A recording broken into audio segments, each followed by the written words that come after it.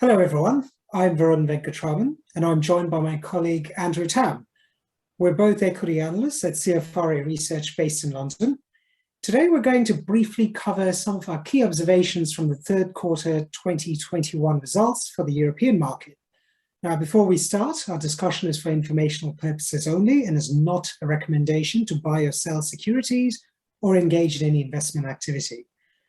So, Andrew, the last time we had a discussion after second quarter results, we were expecting a continuation of the economic recovery after the pandemic, but in a rather patchy manner, or even normalizing growth rates. Has that view changed? Yes, Varun. So the third quarter 2020 last year was probably significantly stronger post the lockdowns. We saw the first signs of the reopening after the initial lockdowns in the second quarter around the world, particularly in Europe. So almost by definition, some of those revenue growth rates were always going to be lower versus that second quarter. And you certainly saw that, and it was patchy indeed. So in areas such as sports betting and gaming, which had been winners through the pandemic, names such as Flutter Entertainment last week, well, they reported some weaker than expected numbers at that top line as that began to normalise and consumers found other ways to spend some of those discretionary funds. You know, the big beer brewers, well, they're continuing to see positive volume growth and really a positive mix effect as well. So really driving revenues higher. But at the same time, they're also seeing high freight and raw material costs really starting to bite through or come through and impact their margins. Then in luxury, you saw some of that normalization as well, but growth there seemed to be still pretty strong, with additional regions sort of continuing to reopen and consumers still opening their wallets to spend on luxury goods, it seems. Meanwhile, in autos, well, end demand there is still pretty good for new vehicles, really strong, but a lot of the manufacturers seem to be having difficulties in terms of fulfilling some of those orders, given the ongoing semiconductor shortages out there. Yeah, I would say it's a similar scene in the industrial sector. We saw a sharp recovery in the first half of the year as end users who had depleted their inventory needed to urgently replenish stock, especially in the short cycle products like consumables in other industrial processes, the nuts and bolts of manufacturing, if you will.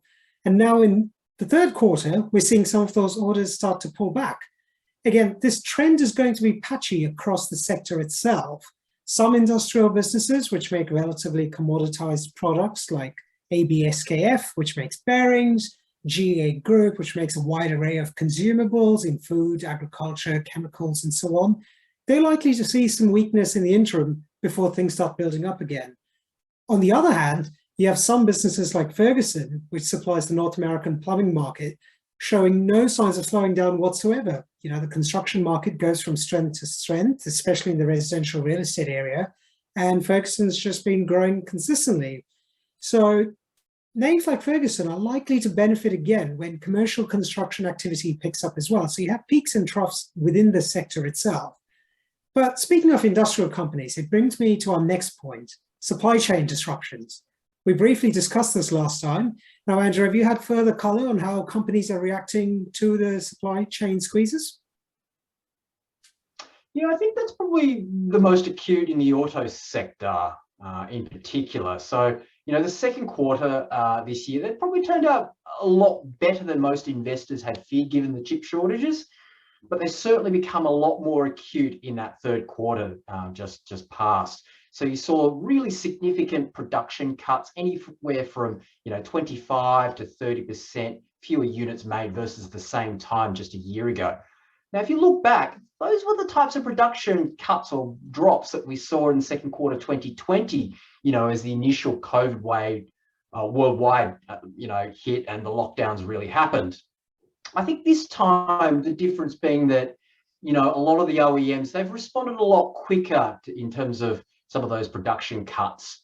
And they've been a lot more nimbler in terms of flexing their cost bases, whilst also really capitalizing on that really strong end consumer demand for their products, their cars, new cars, and really have been putting through a lot more significant price increases and fewer discounts. So you're seeing a really big, price mix benefit offsetting some of those lower volumes. So what you saw this time around, I think, was relatively resilient earnings from the automakers despite that lower production. But the question still remains, though, how long can the OEMs really manage through this, lower production, lower volume environment, should those chip shortages really last a lot longer than expected? Yeah, definitely. We're already seeing some of those negative effects of these supply chain squeezes lasting longer than expected. Now, in our last discussion after second quarter results, I'd flagged Vestas Wind Systems, leading wind turbine manufacturer, as a business which had struggled to raise prices and subsequently had quite a pessimistic outlook on it.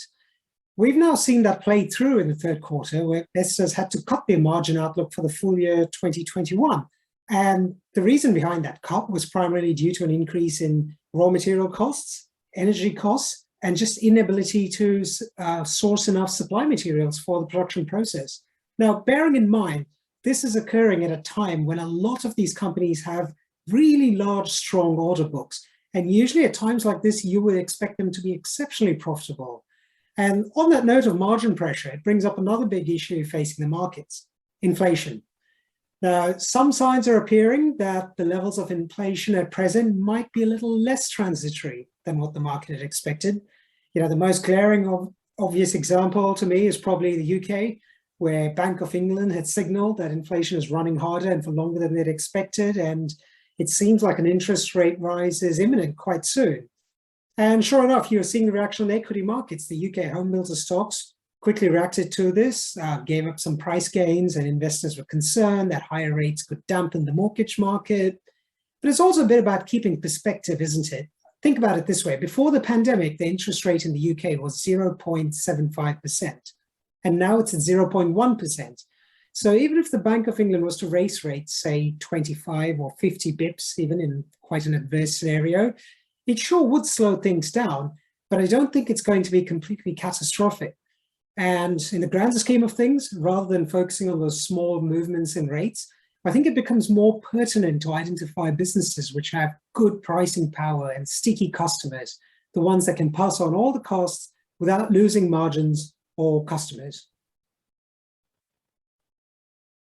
Yeah, absolutely. I mean, 6 months ago, we were talking about whether this uptick in inflation was temporary or not, right? And so from where we stand today, it certainly looks like some of that higher cost environment looks like it's really persisting and a lot less transitory, quote unquote, than a lot of the smart central bankers were really expecting.